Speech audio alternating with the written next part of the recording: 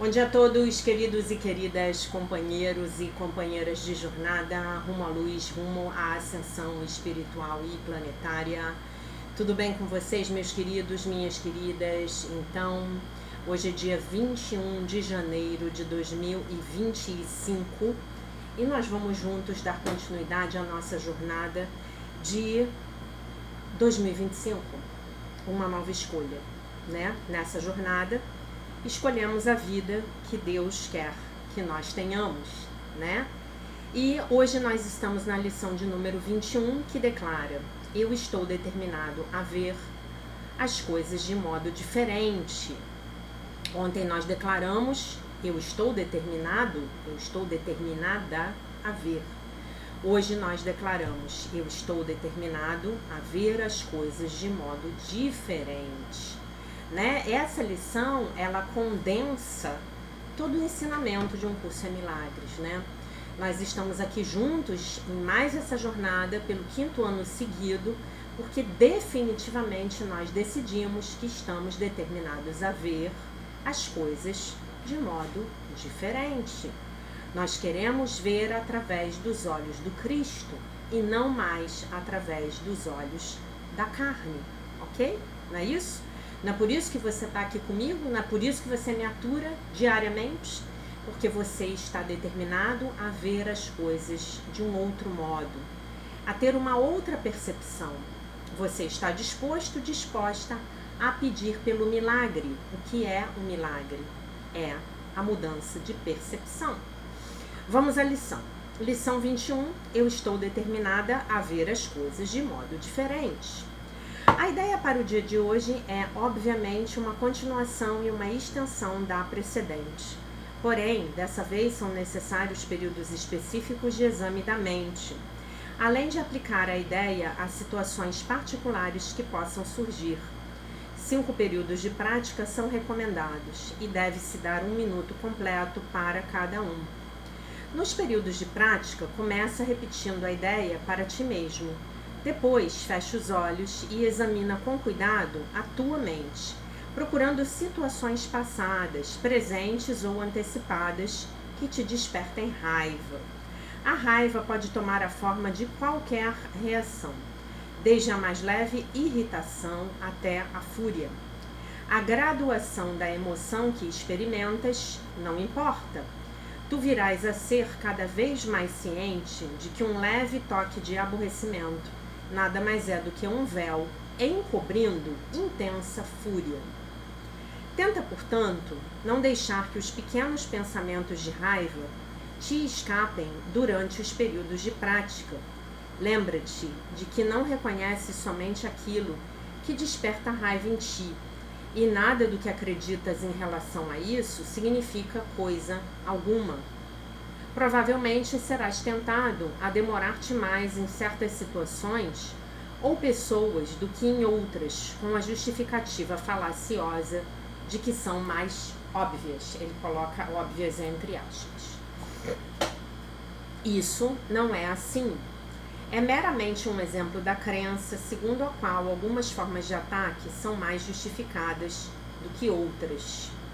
Ao investigar a tua mente procurando todas as formas nas quais pensamentos de ataque se apresentam, mantém cada uma em mente, enquanto dizes a ti mesmo: eu estou determinado a ver, aí você especifica uma pessoa, de modo diferente. Eu estou determinado a ver, e aí você especifica a situação, de modo diferente. Tenta ser tão específico quanto for possível. Podes, por exemplo, focalizar a tua raiva num atributo particular de uma pessoa em particular, acreditando que a raiva se limita a esse aspecto. Se a tua percepção está sofrendo dessa forma de distorção, então dize: estou determinado a ver, por exemplo, a grosseria de de modo diferente. Eu estou determinada a ver o egoísmo, a ingratidão de de modo diferente. Essa lição ajuda muito, tá, gente?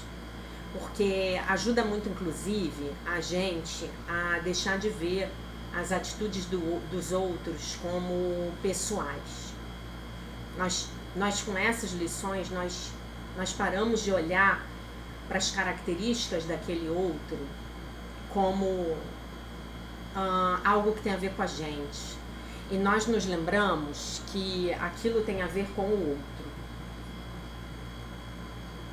e não com a gente, né? Aquilo tem a ver com o outro, aquilo é a história do outro e não a minha história, né? E isso é muito libertador, tá? Eu estou determinado a ver a característica, a ação do fulano de tal lá de modo diferente. Muito bem. Eu estou determinado a ver as coisas de modo diferente. Ontem nos dedicamos a estar dispostas a ver.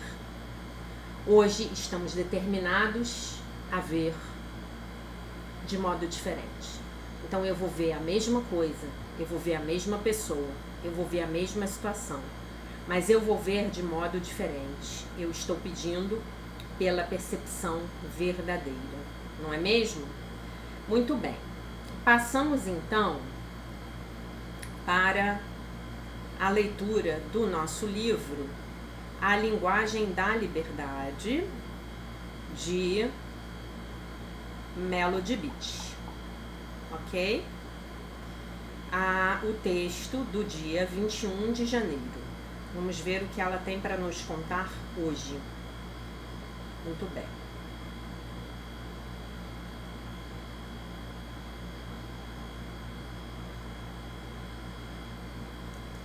Só um minuto, gente.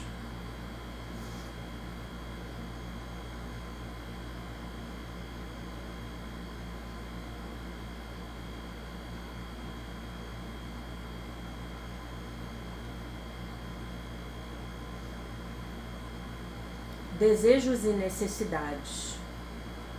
Parte de sermos responsáveis por nós mesmos significa aceitar a responsabilidade pelo que desejamos e necessitamos, e saber que é certo fazer isso.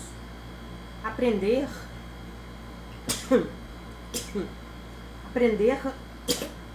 a ligar-nos em nós mesmos, aprender a ouvir a nós mesmos é uma arte. É necessário praticar. Podemos usar nossa capacidade de adivinhar o que os outros querem e necessitam e aplicar essa capacidade em nós mesmos. O que podemos desejar e necessitar? O que achamos que nos ajudaria a nos sentirmos melhor? O que nossas emoções estão nos dizendo? E o nosso corpo? O que o nosso corpo está nos dizendo? A nossa mente, o que a nossa mente está nos dizendo? E a nossa intuição? O que a nossa intuição está nos dizendo? Se perguntarmos e escutarmos com atenção, ouviremos a resposta. Somos mais inteligentes do que julgamos e podemos confiar em nós mesmos, tá? Essa tradução aqui ficou bem ruim. O que desejamos e necessitamos conta, é importante e é válido. Podemos aprender a participar na satisfação das nossas próprias necessidades. Podemos aprender a identificar o que desejamos e necessitamos e sermos pacientes com nós mesmos, né? Enquanto aprendemos. Hoje prestarei atenção ao que desejo e necessito. Não me deixarei de lado. Uau! Estou impressionada com esse texto de hoje. Eu estava falando exatamente sobre isso há pouco tempo atrás aqui com uma aluna, né? Falando exatamente sobre isso. Muitas vezes é muito mais fácil nós conseguirmos identificar as necessidades das outras pessoas, né? E muitas vezes estamos sempre de prontidão para facilitarmos o bem-estar do outro, né? Para acomodarmos as necessidades do outro, nos acomodarmos, inclusive, as necessidades dos outros, né? Então a minha pergunta para você hoje é: e se você hoje, simplesmente hoje, você parasse para se perguntar quais são as suas necessidades? No seu relacionamento, no seu trabalho, no seu emprego, como seria? Né? Com as pessoas à sua volta, com os seus familiares. Como seria se nós vivêssemos numa sociedade onde cada um cuida do atendimento, da identificação, num primeiro momento, e do atendimento das próprias necessidades? Vocês acham que a gente viveria numa sociedade melhor ou numa sociedade pior? Né? Porque o grande problema é que nós somos criados achando que os outros têm obrigação de tomar conta das nossas necessidades e que nós temos obrigação de tomar conta das necessidades dos outros. Mas não seria mais fácil se cada um pudesse cuidar do atendimento, da obtenção de meios para atender às suas próprias necessidades? Meio que continuando aquela discussão que nós fizemos na aula de ontem. Como é que seria a nossa sociedade? Eu posso garantir para vocês algumas coisas. Nós seríamos mais autênticos, né? Nós seríamos mais honestos. Haveria menos controle e haveria menos manipulação. Então, o que eu sempre digo aqui para vocês, né, no nosso estudo, a maior parte das minhas necessidades, vocês podem até rir, mas a maior parte das minhas necessidades, eu primeiro preciso buscar que sejam atendidas por Deus. Então, no primeiro momento da minha manhã, no primeiro momento do meu dia, eu vou lá, eu faço a minha meditação, eu faço a minha oração, eu entro em contato com Deus, né? Eu me disponibilizo a me abrir para receber o amor de Deus, a presença de Deus, a sabedoria de Deus, todas as bênçãos que Deus tem para a minha vida. Quando eu estou na minha meditação, se você ainda não estiver fazendo a meditação de um curso em milagres que eu gravei aqui para vocês no final do ano retrasado, por favor, façam. Né? Você pode entrar no YouTube e procurar a meditação de um curso em milagres, Alquimia dos Milagres, e vocês vão cair diretamente nesse videozinho, que tem acho que 16 minutos de duração, né? Por que a gente quer o tempo inteiro?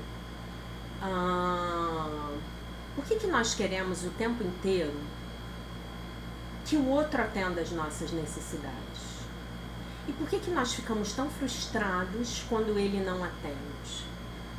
Por que eu fico sempre com tanta raiva porque eu não me priorizo na minha vida?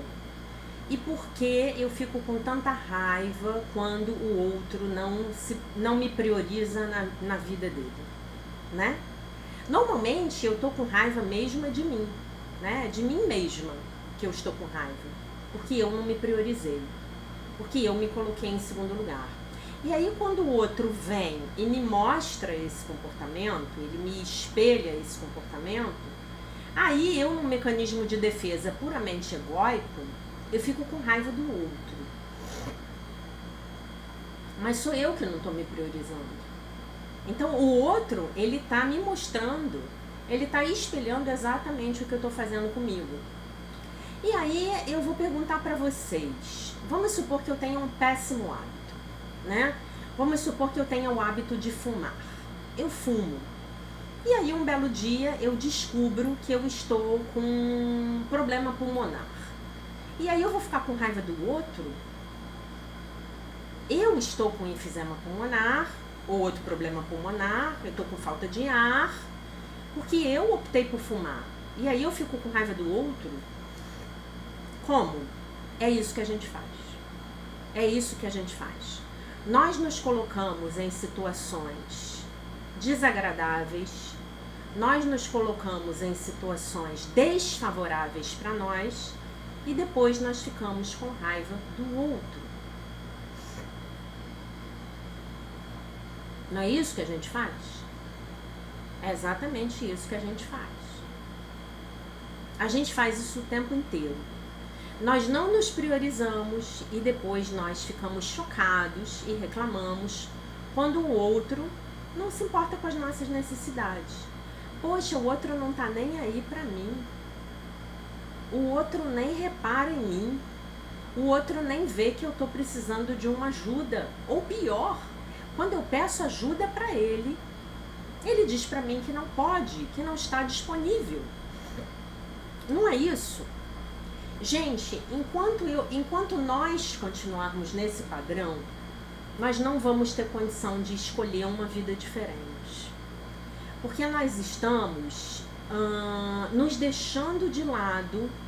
A raiz desse padrão inconsciente é: eu me deixo de lado para cuidar de você, para que então eu sensibilize você, para que você cuide de mim. Não vai funcionar. Não vai funcionar. Especialmente se você for uma mulher e estiver esperando isso de um homem. Nós mulheres somos treinadas para cuidar dos outros, né? Inclusive esse é um impulso biológico muito forte, na medida em que somos nós que engravidamos, né? Então Deus, o Criador, colocou nesse ser mulher, cromossomo XX,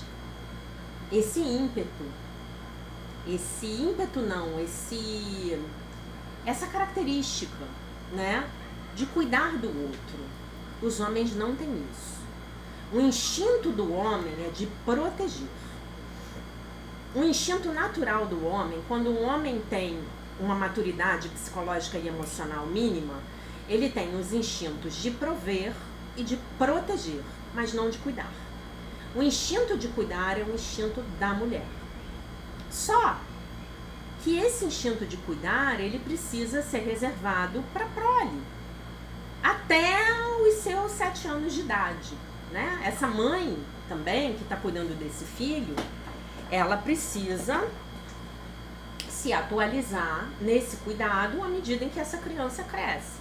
Falamos disso bastante na nossa jornada de cura da criança interior, que é a série de vídeos que fizemos em 2023, né? Então, esse cuidado também, ele precisa ser atualizado à medida em que a criança cresce. Eu não vou cuidar de um filho de 11 anos do jeito que eu cuido do meu bebê de 11 meses, não é? Então, nesse padrão de não reconhecer as minhas necessidades, nesse padrão de, mesmo reconhecendo, não priorizá-las, está uma das raízes mais importantes dos relacionamentos codependentes, que é: eu tenho um problema e você vai ter que resolver para mim. Por quê? Porque quando você teve um problema, eu parei a minha vida para ajudar você a resolver o seu problema. E aí vocês sabem o que acontece? Com uma frequência absurda, aquela pessoa não retribui o favor. Aquela pessoa não nos reconhece. Aquela pessoa nem nos é grata. Esse padrãozinho aqui, que eu acabei de esmiuçar para vocês, ele é o padrãozinho que vai atrair pessoas narcisistas para sua vida. Relacionamentos sexoafetivos, amizades, a proximidade daquele seu familiar que só quer te sugar, que não tem nada para te oferecer, né? Sabe aquele seu parente que ele liga para você só quando ele precisa? Sabe aquele seu parente que nem pergunta como você está? Então, é isso que você atrai quando você ainda não sabe estabelecer limites saudáveis na sua vida e priorizar o atendimento às suas necessidades emocionais. A minha melhor amiga, ela tem uma frase sobre isso que eu adoro. E ela fala assim: eu ajudo o outro. Ajuda, é uma pessoa super generosa. Até o ponto em que ajudar o outro não me atrapalha. No momento em que ajudar o outro me atrapalha, então aí eu não ajudo. Vou dar um exemplo para vocês bem prático. Uma pessoa te pede uma carona. Em 50%, 60% do trajeto, você está no mesmo caminho que ela. os outros 40% do trajeto, você vai ter que se desviar do seu trajeto para ajudar. E aí a minha pergunta é, você faz isso ou você não faz isso? Se você puder fazer sem pedir nada em troca, faça. Se você não puder fazer, contando que da próxima vez em que a situação estiver invertida, ela não vai fazer isso por você, então não faça. Então você vai ser bem gentil e vai deixar ela no último ponto onde o seu caminho se desvia do dela. Olha, eu deixo você aqui. Eu deixo você bem aqui nesse lugar. Fica bom pra você e fica bom pra mim. E ainda foi ótimo, porque a gente ainda bateu papo enquanto eu tava te dando carona. Ah, Jaque, você tá pregando ser egoísta? Não, eu tô pregando que nós possamos aprender a ser autênticos. E a sermos... a não querermos fazer barganhas. Ou você pode, quando ela entrar no carro, você pode falar assim, se eu deixar em casa, se eu deixar você em casa, da próxima vez em que eu precisar de uma carona, você me deixa em casa? Deixo sem problema. Então você vai lá e deixa ela. Entende?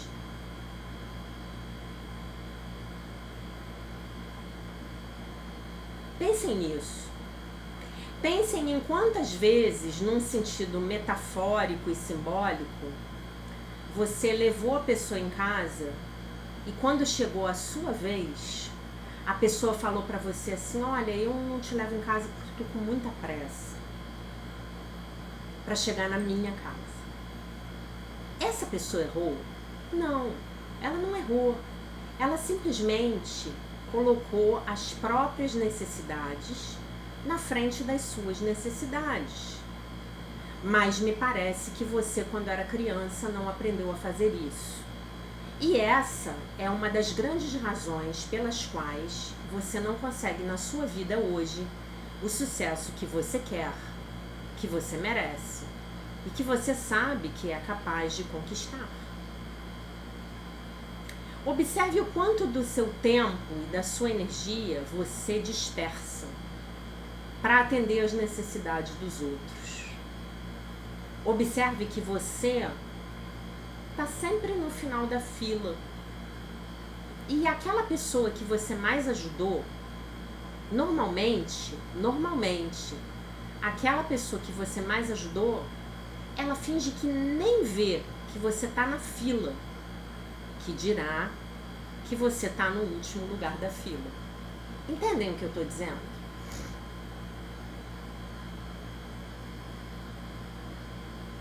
Observem como as nossas agendas inconscientes, ou quando as nossas agendas, como as nossas agendas não ditas, não expressas, elas contaminam as nossas relações. Observem isso. Observem isso.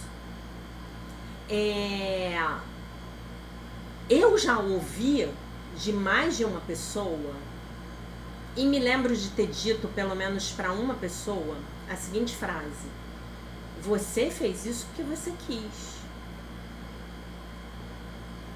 Sabe aquela história de você fazer pelo outro e depois o outro te jogar na cara? Jogar na cara do outro, ou o outro fez por você e te joga na cara? Você fez porque você quis. É nisso que a gente tem que pensar. Eu tô fazendo porque eu quero?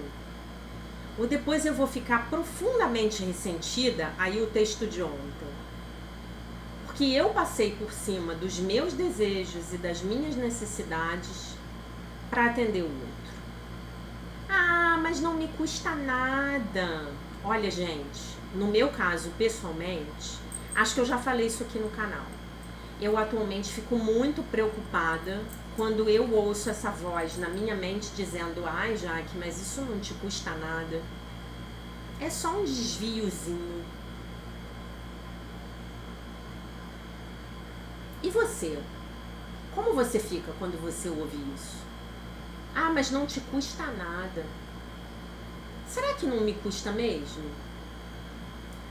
Ah, mas olha só, você vai se desviar em 5 minutos do seu caminho.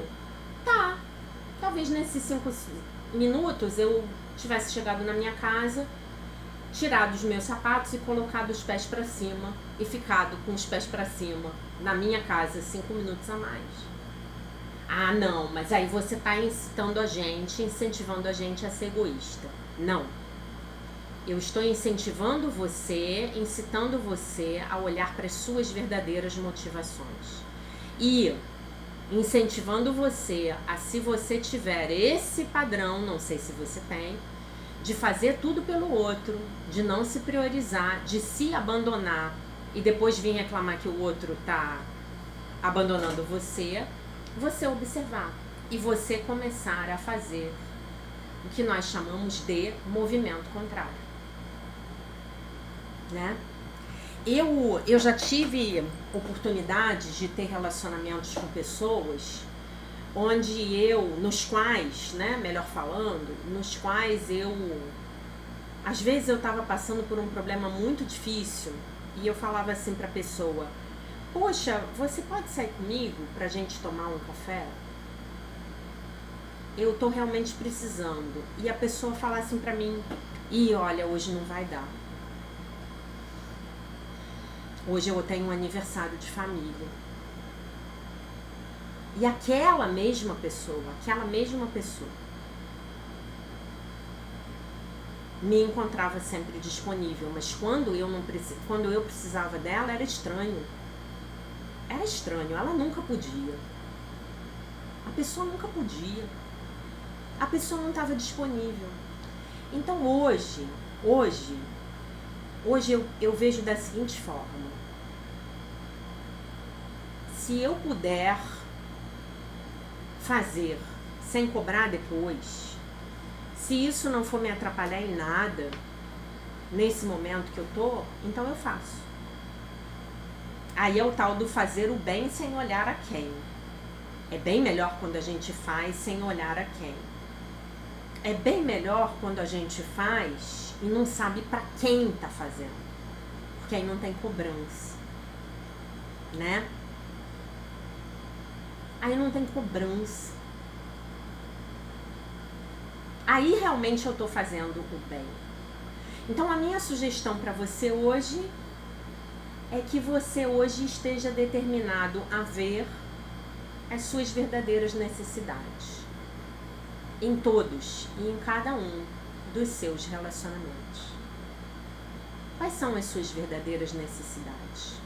E aí é muito legal que você seja também bem honesto e faça uma investigação de como estão os níveis de dar e receber nos seus relacionamentos. Como é isso, Jaque? Eu estou dando mais? O quanto eu estou recebendo? Eu estou só recebendo? Eu estou sugando essa pessoa? E eu não estou dando nada? E aí nós podemos tentar fazer um reequilíbrio. O próprio Bert Hellinger, uma das leis do amor, das 3 principais leis do amor da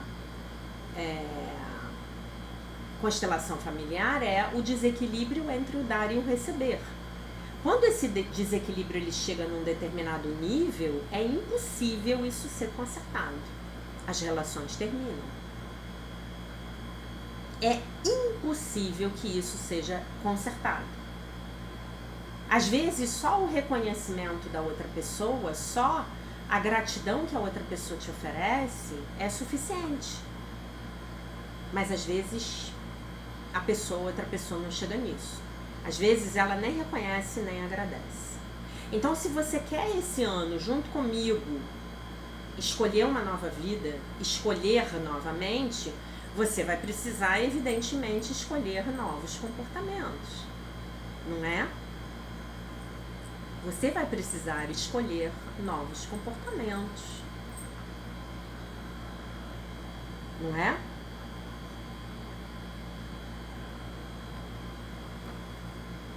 Como é que você vai mudar de vida se você continuar se comportando da mesma forma? Sabe, gente, às vezes eu olho pra minha vida e eu fico pensando assim, nossa,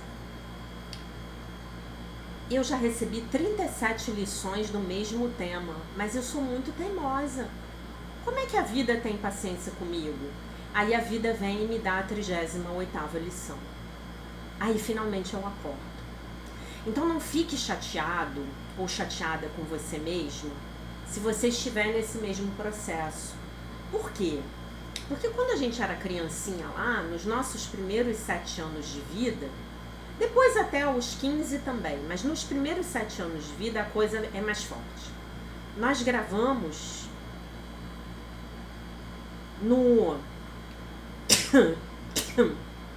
de uma maneira muito forte, muito intensa, as programações que nós recebemos na nossa criação, da nossa família, da nossa religião, dos nossos governos, da nossa sociedade, né? Isso foi gravado com muita força. E isso é o sistema de pensamento do ego negativo. E agora nós estamos tendo que desaprender. Décadas, 20, 30, 40, 50, 60 anos, 70 anos de programações equivocadas. E o pior, quando nós começamos a agir de uma forma diferente, normalmente o grupo de pessoas à nossa volta que não está fazendo esse trabalho pessoal começa a se revoltar e a tentar levar a gente para os nossos velhos hábitos, para os nossos velhos programas, não é? Para os antigos lugares familiares. Não posso fazer diferente, né? E se nós queremos escolher uma nova vida, nós vamos ter que escolher novos comportamentos. Porque são os nossos atos, atitudes, pensamentos e emoções e comportamentos que estão criando a vida que nós temos agora. Não é? Esse processo, gente, ele pode ser bastante doloroso. Esse processo de mudança. Mas eu posso garantir para vocês que é muito mais doloroso nós ficarmos exatamente onde nós estamos. É muito mais doloroso. É mais ou menos como vender a alma pro diabo. A gente não quer mais isso, né? Vocês concordam comigo? Nós não precisamos mais disso. Então hoje a minha sugestão para vocês é que vocês estejam determinados a se verem. Que vocês estejam determinados a se verem de um modo diferente. Que vocês estejam determinados a enxergarem a verdade a respeito de quais são os padrões de comportamento dos quais você não precisa mais e que estão levando você a cair nos mesmos erros sistematicamente. Que nós hoje possamos juntos aqui pedir ao Divino Espírito Santo: eu estou determinada a me ver de uma forma diferente. Faça essa oração, faça essa prece quando você praticar a sua lição, tá bom? Eu vou ler mais um trechinho aqui do livro do Dr. Joshua David Stone.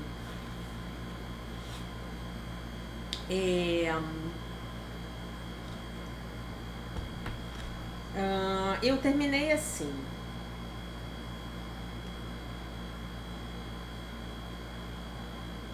Eu devo dizer que todas as almas, não importa em que nível de evolução estiverem, após a morte, passarão por 3 dias no chamado bardo, ou o chamado tempo de processamento da morte.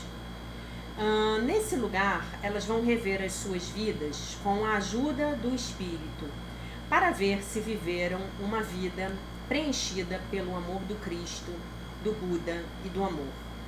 Não, preenchida pela consciência crística, búdica ou pela consciência do amor. No cristianismo fundamentalista, esses termos poderiam ser chamados de o último julgamento. Na verdade, é o ser olhando para o ser, com o olho espiritual do discernimento, para ver como alguém viveu a sua vida a partir de uma perspectiva mais espiritual e mais aberta. Para um budista, essas pessoas passarão pelos mundos internos e vibrarão e se sintonizarão com os níveis espirituais, com níveis espirituais, com outros budistas, né? Com outros níveis espirituais budistas, né? O mesmo poderia ser declarado para os hindus, para os muçulmanos e para aqueles que têm uma fé judaica. Cada alma passará pelo seu próprio nível de iniciação, de consciência e de frequência vibratória no seu sistema de 4 corpos, espiritualmente, mentalmente, emocionalmente, etericamente e fisicamente. Para aqueles indivíduos mais avançados, né, e para os mestres ascensos na Terra, que possam ter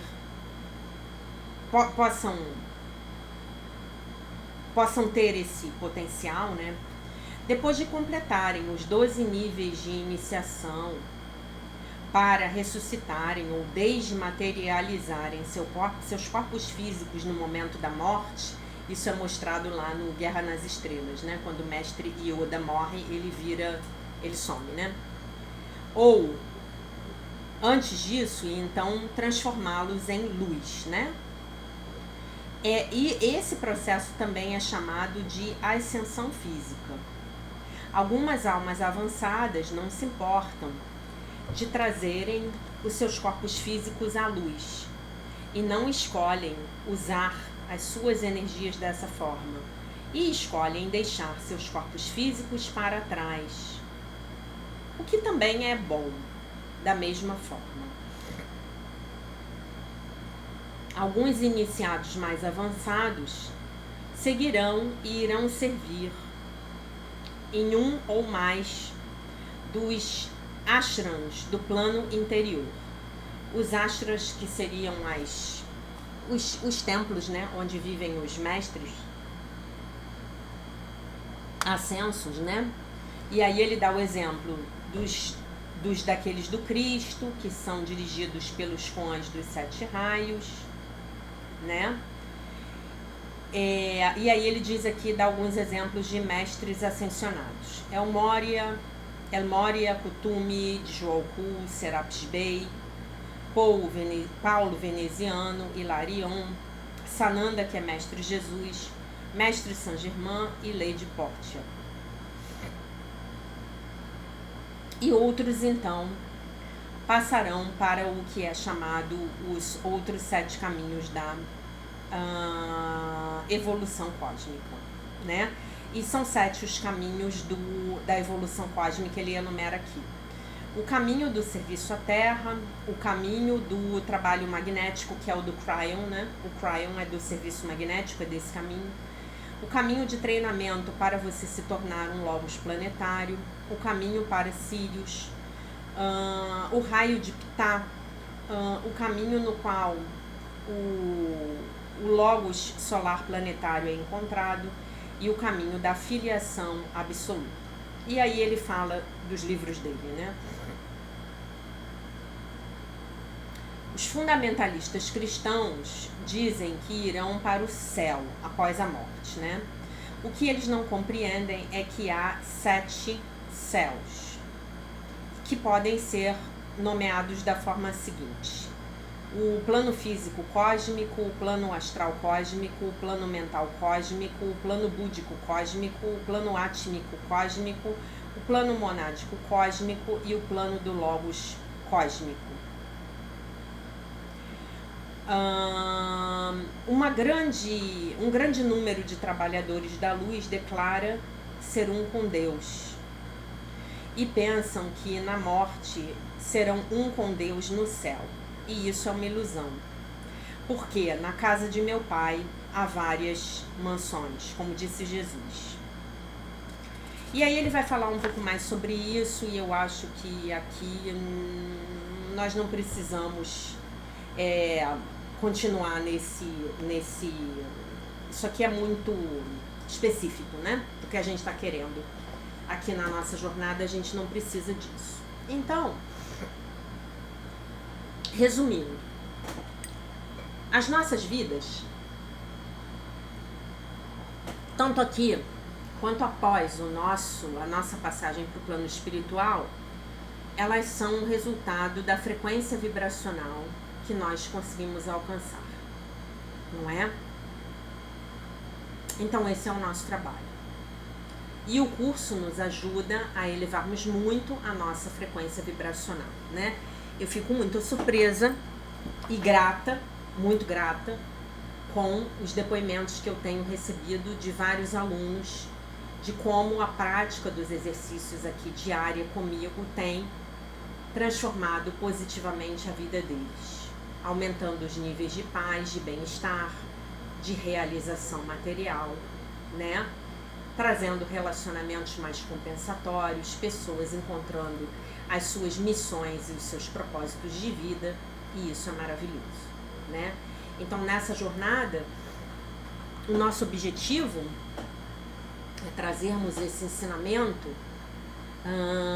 para que nos ajude a que nós possamos verdadeiramente ancorarmos essa nova consciência de quinta dimensão aqui na Terra, criando essa vida de era de ouro para nós mesmos e ajudando a criar para o planeta inteiro e para a humanidade, lembrando que a humanidade é uma só, a filiação é uma, tá bom? Então, meus queridos, minhas queridas, essa era a mensagem que eu tinha para vocês para o dia de hoje. Lembro a você que se não assistiu a live de domingo, por favor, assista. Foi maravilhosa a nossa live de cura ancestral. Muita oração, muita gratidão pelos nossos antepassados, que eles nos deram, nos permitiu chegarmos até aqui, tá bom? Eu deixo vocês com a paz de nosso Senhor Jesus Cristo, com um beijo imenso. E se Deus quiser, nós nos vemos novamente amanhã.